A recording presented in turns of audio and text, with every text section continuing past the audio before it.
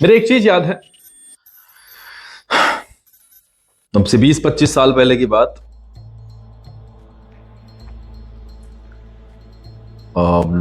ऐसा भी हो सकता है कि और ज्यादा पहले, 28 साल। और भारत का मैच, सचिन तेंदुलकर।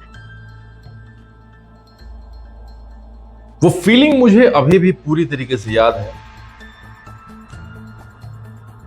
दिल बाहर आ जाता था और हर गेंद पर जो हार्ट बीट थी उसको मैं धड़ धड़ महसूस करता था, सुनता था। और ये तब तक चला जब तक मैंने सचिन को देखना शुरू किया और जब तक सचिन ने संन्यास लिया। और ये हर फॉर्मेट में चला, चाहे वो कोई सा भी फॉर्मेट हो। यहां तक कि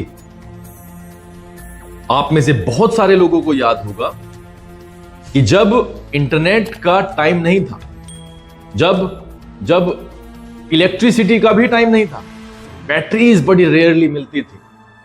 10 रुपए की किराए पर लाने के बाद में वो मैच देखा जाता था। 10 रुपए अफोर्ड करना भारी था। मैं उस टाइम की बात कर रहा हूं। हाईलाइट तक में अगर एक आध हाईलाइट फंस जाती थी, हाल तो हाईलाइट दूरदर्शन पर आती नहीं थी, लेकिन अगर किसी किस्मत से एक आध बार टेलीकास्ट हो गया तो उस हाईलाइट तक में दिल में धक धक होती थी। मेरी तरह करोड़ों लोगों की दीवानगी सचिन की तरफ थी। आज जब भारत और ऑस्ट्रेलिया के बीच में, ऑस्ट्रेलिया में वनडे सीरीज की शुरुआत हो रही है और मैं वीडियो बनाने से पहले एक चीज फील कर रहा था कि बहुत दिनों के बाद में वो हार्ट बीट मतलब आई है वापस, हार्ट का उस तरीके से धड़कना और प्रे करना कि रोहित शर्मा और विराट कोहली इन 3 मैचेस में से 2 मैचेस में कम से कम रन बनाए। अब ये आप मुझे अलग रास्ते पर चलता हुआ पाएं या कुछ भी पाएं, बट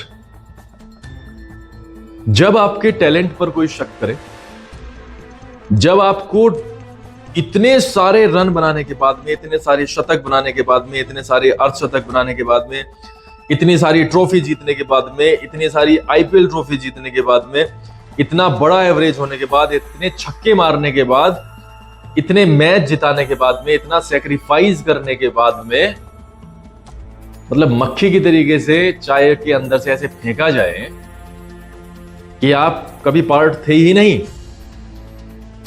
तो दुख तो होता है भाई, दुख तो बहुत होता है। दुख और तब बड़ा होता है जब राइवलरी छिपी हुई हो। हम सबको पता है कि गौतम गंभीर साहब और विराट कोहली, रोहित शर्मा के डेब्यू में 4 या 5 साल का अंतर होगा, 3 या 4 साल का। ऐसे आदमी को जब कोचिंग दी गई थी तो मेरा अपना पर्सपेक्टिव यह है कि कहीं ना कहीं वो वाली चीजें, पास्ट वाली, सामने आएंगी। रोहित शर्मा के साथ तो मैं बाद में बात करूंगा, लेकिन विराट कोहली के साथ में गौतम गंभीर की लड़ाइयां छिपी नहीं है। क्या नंगा नाच हुआ है गौतम गंभीर और विराट कोहली के बीच में, सच में ग्राउंड पे हम सब ने देखा है। उसके बाद में चीजें हालांकि ठीक हुई हैं, बट आई डोंट नो कि वो ठीक सही से हुई होंगी कि नहीं, लेकिन चीजें तो बहुत गलत गलत, गंदी गंदी हुई हैं। आज मैं भगवान से, ईश्वर से प्रे करता हूं कि रन बनाएं, अपनी मेरिट पर खेलें। मुझे कोहली का गेम ऐसा रहा है हमेशा कि मुझे पूरा का पूरा विश्वास है कि कोहली विकेट पर खड़े होंगे, लेकिन हमारे वाले जो भाई साहब हैं, रोहित शर्मा का नेचुरल गेम एयर में खेलने का रहा। एक गेंद उनकी स्ट्रेंथ भी है, शॉर्ट बॉल, और वही बॉल उनके लिए घातक भी हो सकती है, खड़ी हो जाती है पिच पर। लेकिन आज मैं यहां पर इसलिए आया हूं इस वीडियो में कि आफ्टर 20-25 ईयर्स, 13 में संन्यास लिया, 12 साल उसको भी हो गए हैं तेंदुलकर ने। I am feeling as same as I was feeling in 2019, 98, 2002 and something like that. I don't know why, but I am feeling like that.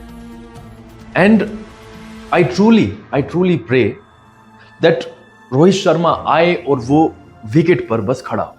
हमने हमेशा देखा है कि हम यही अपने दोस्तों से, हमारे दोस्त चर्चा करते रहते थे हम सबके सब की, यार तेंदुलकर सिर्फ खड़ा रहे, तेंदुलकर साहब सिर्फ वहां पर खड़ा रहे, मतलब चाहे रन बने या ना बने, क्योंकि हमें पता था क्या खूबसूरती से क्रिकेट खेला जाता है तेंदुलकर के द्वारा।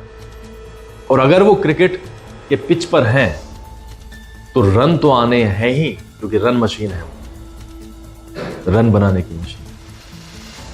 यही दुआ मेरी विराट कोहली और रोहित शर्मा के लिए है।